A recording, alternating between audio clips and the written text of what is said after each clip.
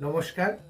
আমি তোমাদের সাথে আগের ভিডিওতে 10 মহাবিদ্যার আবির্ভাবের উৎস কিভাবে আবির্ভাব হয়েছিল সেই আলোচনা করেছিলাম।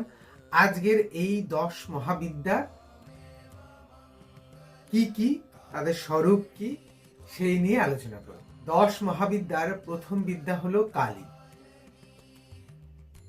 শুম্ভ নিশুম্ভ নামে দুজন অসুর দেবতাদের বর পেয়ে অজেয় হয়ে উঠলে তারাই আবার দেবতাদের উপর অত্যাচার শুরু করলো।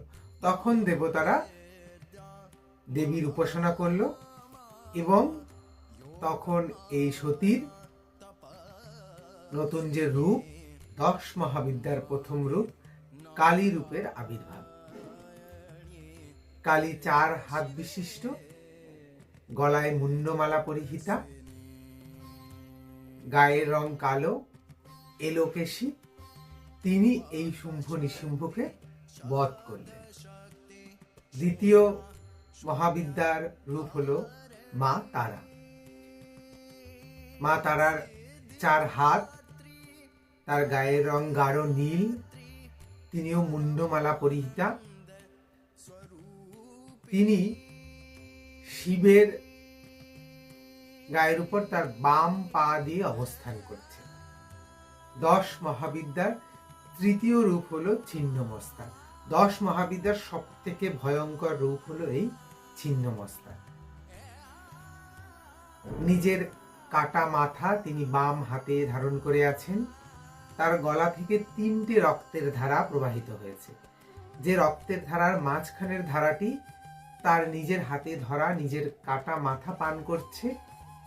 বাকি যে 2 ধারা তার 2 সঙ্গিনী ডাকিনী এবং বর্ণিনী পান করছে।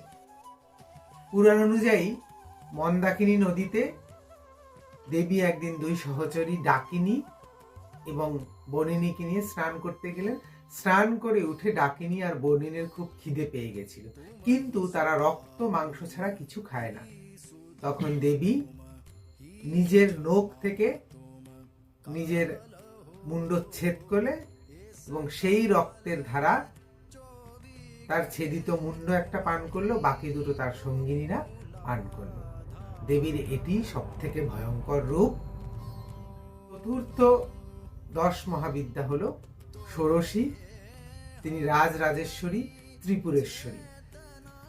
তিনি স্ত্রীবিদ্যা।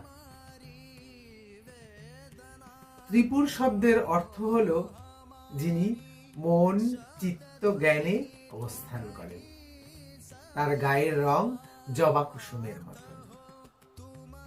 তিনি আদিদেব মহাদেবের নাভিমূলে অবস্থান করেন। 10 মহাবিদ্যার পঞ্চম রূপ হল ভৈরবী। কথিত আছে যে নিজের এই উগ্র রূপ দেখে, উগ্ররূপের ছায়া দেখে দেবী নিজেই ভয় পেয়ে গেছিলেন। ভৈরবীও 4 হাত বিশিষ্ট, তার গায়ের রঙও সকালে ওঠা সূর্যের মতো। দেবী নিচে 4 জন তার সঙ্গিনী পরিবেষ্টিত হয়ে আছেন। নমস্কার, ভালো থাকবেন।